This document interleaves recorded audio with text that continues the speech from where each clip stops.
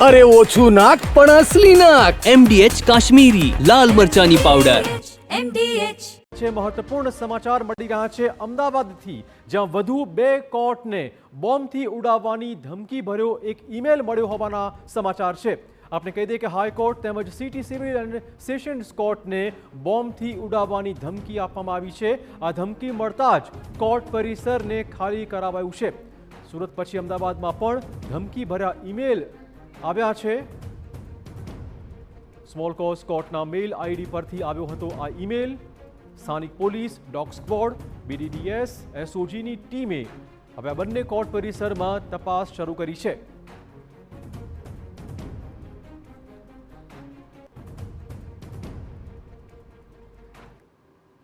આ મુદ્દે વધુ વાત કરવા જોડાશે અમારા સંવાદદાતા હરીન। જે રીતે બે કોર્ટમાં બોમ્બ હોવાની ધમકી ભર્યો ઈમેલ આવ્યો છે, હાલમાં કઈ રીતની તપાસ થઈ રહી છે?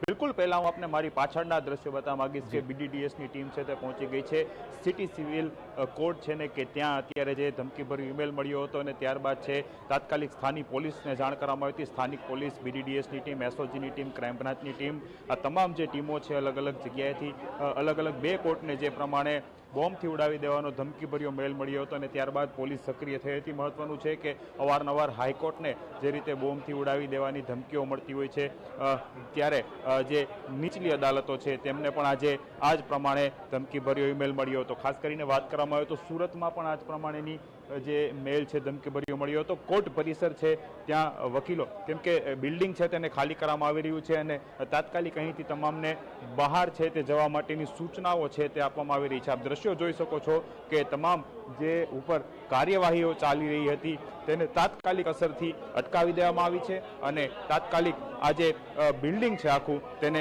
ખાલી કરી દેવામાં આવ્યું છે। અન્ય કોઈ પણ જે બહારથી આવતા અરજદારો છે, વ્યક્તિઓ છે, તેમના કેસીસ ચાલતા હોય છે તેમને અત્યારે એન્ટ્રી આપવામાં આવી રહી નથી અને જે પણ વકીલો હોય છે તેમને અહીંથી બહાર ખસી જવા માટેની સૂચનાઓ છે તે પણ આપવામાં આવી રહી છે। આપ દ્રશ્યોમાં જોઈ શકો છો સ્થાનિક પોલીસ છે, અન્ય વકીલો છે અને ખાસ કરી અને જે રીતે આપણે એમને પૂછ્યું, સર શું આખી ઘટના બની હતી, મેલ આવ્યો હતો, શું હતું?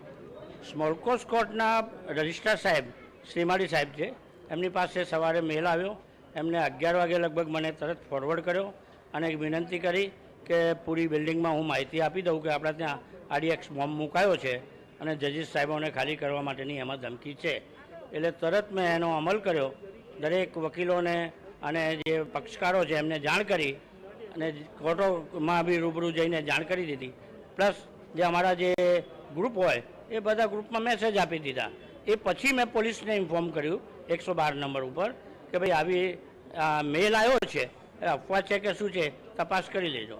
એટલે કારણના PI સાહેબ પોતે અહીંયા હાજર છે, એ તરત સ્ક્વોડ લઈને આવી ગયા છે અને તપાસ ચાલુ કરી છે। ત્યારે બિલ્ડિંગ પરિસર છે તે ખાલી કરવામાં આવી રહી છે, સાવચેતીના પગલાં પણ લેવામાં આવી રહી છે, શું કહેશો?